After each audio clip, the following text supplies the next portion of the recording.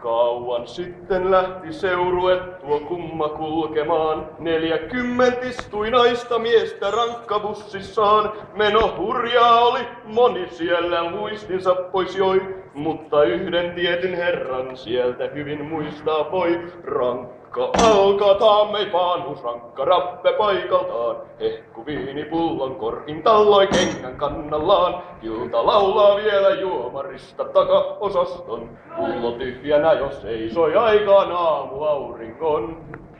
Padandada. Bussin perältä tän omituisen äänen kuulla pois.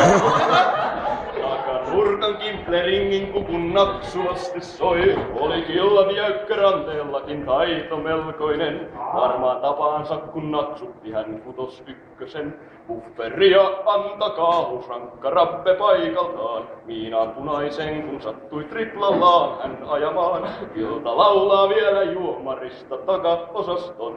2 korotuksen jälkeen koki niukan tappion. Tuotiin bussiin myöskin mukaan yksi alaikäinen. Nuori poika iältänsä tuskin pariviikkoinen. Otti rankka väki pojan mukaan heti juhlimaan. Juoman laskija kun huusi, että hanat auki vaan!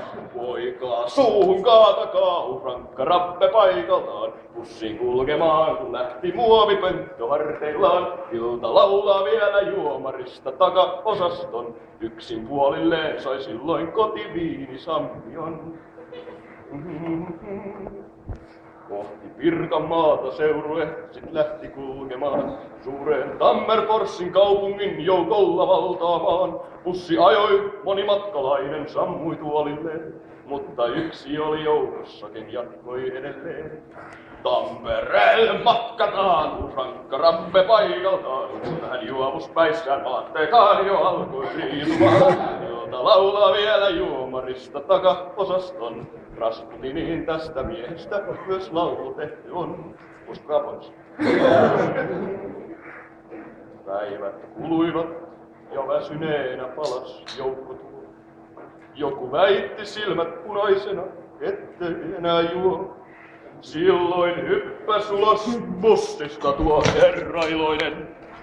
Väsyneenä, mutta hymyinen hän avasi oluen.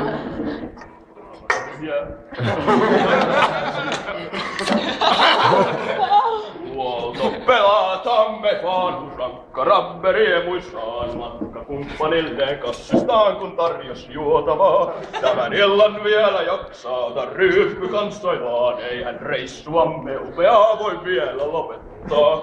Huolto pelataan me vaan, rankka rabbe riemuissaan. Matkakumppanilleen kassistaan kun tarjos juotavaa. Tämän illan vielä jaksaa, ota ryyppy kanssain vaan. Ehkä ensi vuonna ekskuistakin jotain muistetaan.